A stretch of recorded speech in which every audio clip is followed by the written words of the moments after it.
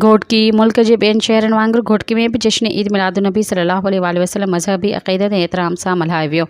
आशिकान रसूल पंहिंजे पंहिंजे अंदाज़ में हज़रत मोहम्मद मुस्तफ़ा सल्लल्लाहु अलैहि वसल्लम सां पंहिंजी अक़ीदत जो इज़हार कंदा रहिया।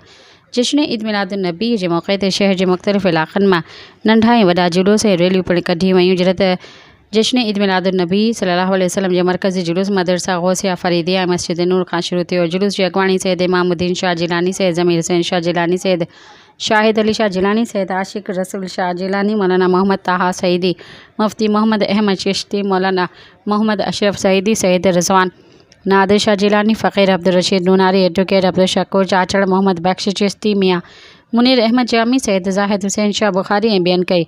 जुलूस शहर जे मुख़्तलिफ़ रस्तनि खां थींदो मस्जिद नूर पहुची ख़त्म थियो। जुलूस में हज़ारें आशिकान रसूल वॾे अंग में शिरकत कई। 12 रबीउल अव्वल जे जुलूस में आशिकान रसूल जो जोश ऐं जज़्बो ॾिसण जहिड़ो हुयो।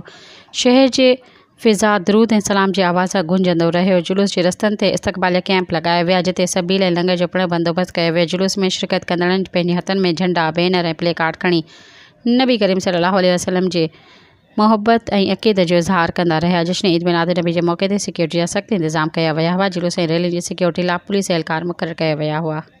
सब्सक्राइब कयो अवामी न्यूज़ HD खे ऐं ताज़ा तरीन ख़बरुनि लाइ ॾिसंदा रहो अवामी न्यूज़ HD।